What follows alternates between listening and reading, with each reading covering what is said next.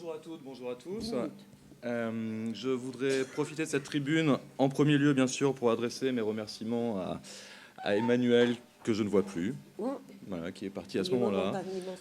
Voilà, il est momentanément sorti. Virginie, Simon, Pierre-Emmanuel, pour vraiment leur dire toute l'admiration que j'ai pour leur travail, pour ce qu'ils font, et l'honneur qui m'est fait de pouvoir être associé à ça. Je le dis vraiment très sincèrement. Je voulais aussi vous dire quelque chose d'un peu personnel. C'est que depuis 2 jours que j'assiste à toutes les conférences, j'entends beaucoup de mots qui sont très compliqués et que je ne comprends pas. Donc je vais être très honnête avec vous. Je les ai même notés. Asymptomatique, ça me va encore. Pauci-symptomatique, bon, voilà, ça déraille. Prodromal, je pense que c'est très élégant comme sonorité, mais vous m'avez perdu. Alors, cascade amyloïde, ça m'a presque fait rêver, mais moins quand j'ai compris. C'est pas Niagara. Voilà. Donc, comme disait l'autre, je vais essayer vraiment très modestement de faire autre chose. Et puis, je vais essayer, vers l'Orient compliqué, vous savez, de voler avec des idées simples. Et quand on essaye de voler avec des idées simples, on est nécessairement caricatural. Je ne vais pas échapper à la critique et je vais tout de suite même y aller vraiment enfoncer des portes ouvertes. Vous me demandez ici de préciser quand et comment informer le patient. Quand, c'est très simple, tout le temps. Voilà. A priori, a posteriori. Comment informer le patient? Les 3 intervenantes précédentes l'ont magnifiquement détaillé. Je pourrais presque m'arrêter là et vous dire merci pour votre attention. Ça gagnerait du temps. Cela étant, vous vous doutez bien que le contrat ne serait pas rempli. Et c'est toujours un vrai problème pour un juriste. Alors j'ai décidé de faire autre chose. J'ai décidé plutôt de vous parler d'une histoire qui se déroule en 2 étapes, qui comporte 3 limites et qui va nous amener sur une conclusion en 4 temps. Mathématiques, ouais, j'essaye de faire croire que moi aussi j'ai un certain background qui permet d'avoir une légitimité pour parler. La première histoire est très simple. Il s'agit de la sanction de l'obligation d'information. Vous savez, tous les professionnels de santé sont liés à une obligation d'information. Je ne vais pas les détailler ici. Si cette obligation d'information est violée, cela engage leur responsabilité vis-à-vis du patient. 3 conditions sont nécessaires. D'abord une faute, donc la fameuse violation de cette obligation d'information. Ensuite un préjudice dont le patient pourrait exciper devant un tribunal. Et enfin, surtout, un lien de causalité entre ce préjudice et cette faute. Alors, ce qui nous a toujours posé problème sur la violation de l'obligation d'information, c'est que si un patient n'est pas informé, quel est son préjudice? C'est-à-dire que vous voyez bien qu'il va subir une intervention médicale quelconque, et il va dire « Ah, mais moi, je n'ai pas été informé, et voilà, maintenant, je me retrouve dans un état qui n'était pas prévu. » Mais il n'y a pas de causalité directe entre ce défaut d'information et les dommages physiques ou psychologiques qu'il peut subir. Donc ça nous a posé un problème en tant que juriste, et on a donc essayé d'inventer un nouveau préjudice qui serait le préjudice de perte de chance. C'est-à-dire que si le patient n'a pas bénéficié d'une information claire, loyale et appropriée, pour aller très vite, il peut arguer d'une perte de chance qui serait calculée comme une fraction de l'ensemble des dommages qu'il a subis. C'est-à-dire que si l'intervention était indispensable pour sa survie, on dira la perte de chance, c'est 0%. Il n'avait pas la possibilité de se soustraire à l'intervention, donc il n'a perdu aucune chance de refuser. Si au contraire on était dans un domaine strictement inutile, de chirurgie esthétique sans aucune vocation reconstructrice, on dirait voilà, il a perdu 100% de chance parce qu'il n'a pas été informé correctement. Mais ça, comme disait la pub, c'était avant. C'était avant. Pourquoi? Parce que ce préjudice est très critiquable. Il est très critiquable parce que, qu'est-ce que c'est une perte de chance? Comment on apprécie ce quantum là, entre 0 et 100%? Ça ne veut rien dire finalement. Donc, on assiste, depuis 2 ans, à une double réforme prononcée par les juges. La première réforme est la fin. Pas réforme, mais, revirement de jurisprudence. Le premier revirement est celui qui a permis, devant les juridictions civiles, de détacher, en quelque sorte, l'obligation d'information du caractère strictement contractuel. Alors c'est un peu technique, mais ça veut dire, pour aller vite, que l'obligation d'information, maintenant, trouve sa source dans la loi, qu'elle s'applique à tous d'une manière équivalente et qu'elle constitue un droit fondamental.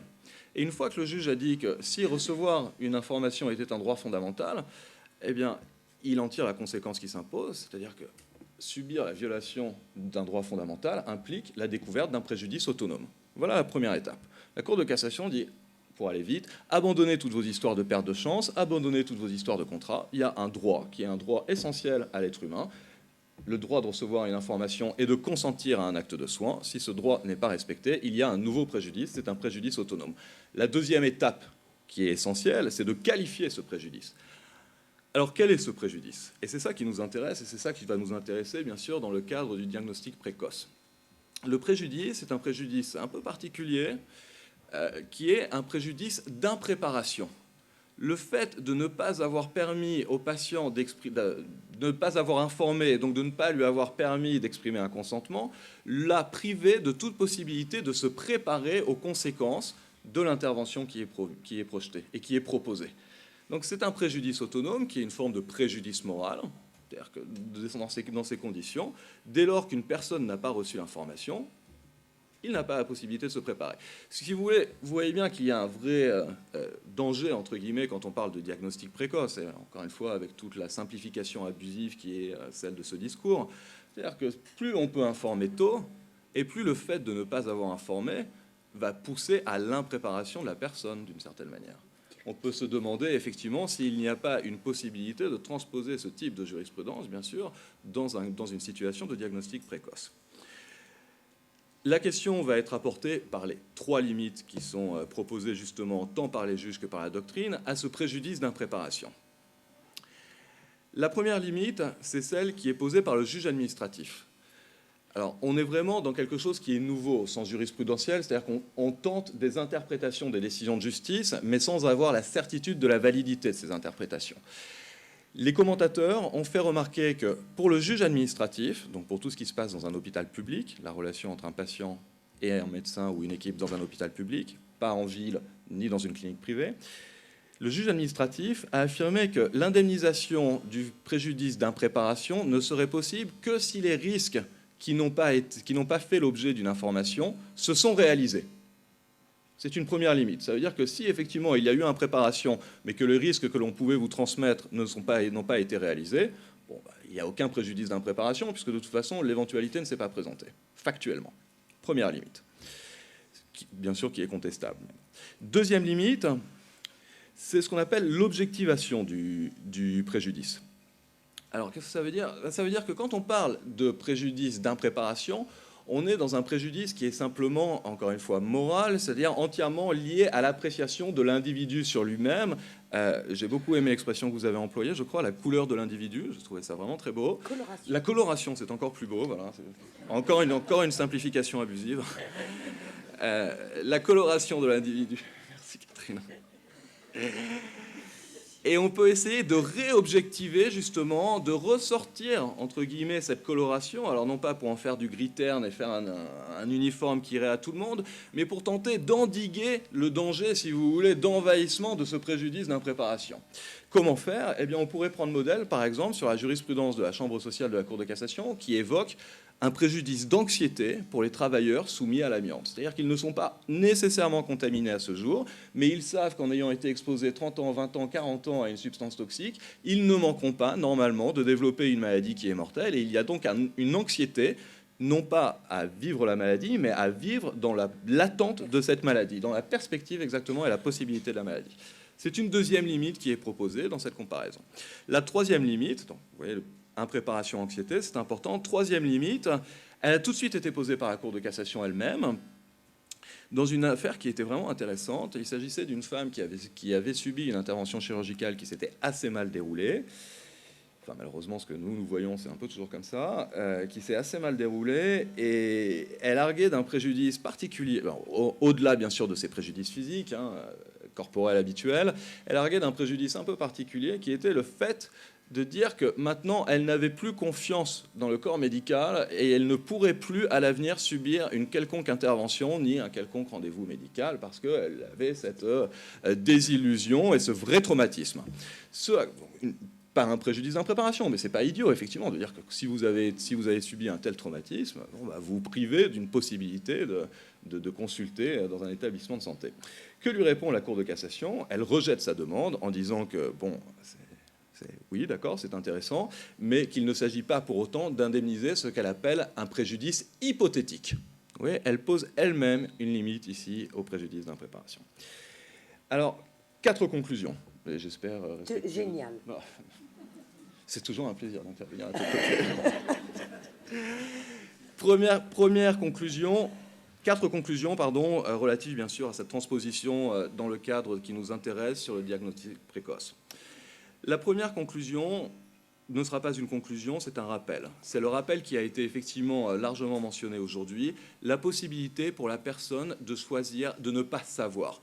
Car si l'information est une obligation, si consentir est un droit, ne pas savoir et rester dans l'ignorance est une possibilité et c'est un droit aussi. C'est important de le rappeler. Donc la personne peut toujours effectivement choisir de ne pas bénéficier de l'information. Première conclusion. Deuxième conclusion, il y a toute une discussion aujourd'hui, parmi les commentateurs spécialistes du droit de la santé, pour déterminer si ce qu'on appelait auparavant la limitation thérapeutique de l'information est encore applicable. Je m'explique. De quoi s'agit-il ? C'est la possibilité pour un professionnel de santé de retenir pour lui l'information en considérant que la révélation d'une information posséderait un caractère trop traumatisant pour le patient. Dans ces conditions, et si bien sûr le professionnel de santé peut en justifier, on considère qu'il est souhaitable, alors je pourrais presque aller jusqu'à dire que c'est une obligation finalement pour lui, de retenir l'information, puisque la révélation de l'information aurait des conséquences qui seraient plus néfastes que la rétention d'information. Troisième conclusion. La transposition à proprement parler de ce préjudice d'impréparation dans le cadre du diagnostic précoce m'apparaît très difficile, mais très simple en même temps à conceptualiser. Je vous parle de responsabilité et d'une manière, un peu synthétique mais caricaturale.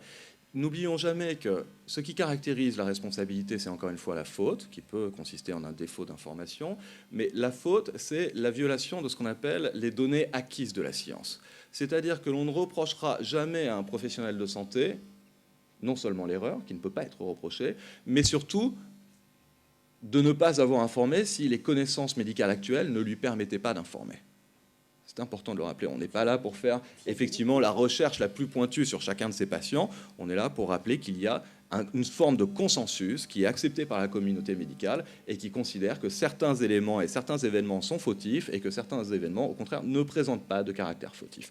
C'est important à rappeler. Pourquoi ? Parce que en matière de responsabilité médicale, bien sûr, c'est le juge qui prendra sa décision. Bien sûr, les avocats sont toujours là pour faire ce qu'ils doivent faire. Et notamment s'entourer de l'un de vos confrères, médecin expert, qui lui-même appréciera le caractère fautif ou pas de vos agissements. N'oublions pas que le point de départ est celui-ci, ce n'est pas l'avocat, ce n'est pas le juge, enfin, c'est le juge qui va le faire en pratique, mais le point de départ, c'est que c'est le médecin expert, un médecin lui-même qui apprécie si les agissements de son confrère ont été conformes aux données acquises de la science. Donc quand on va poser ces questions relatives au diagnostic précoce, à l'obligation d'information, à la possibilité, au risque, à la prévalence, à tout ce que vous voulez, c'est encore une fois le point de départ médical qui prévaudra. Enfin, quatrième point conclusif, vous voyez bien que même si l'impréparation est parfois toute relative, même s'il y a beaucoup d'anxiété, j'espère que la transmission d'un savoir n'est pas toujours hypothétique et je vous remercie pour votre attention.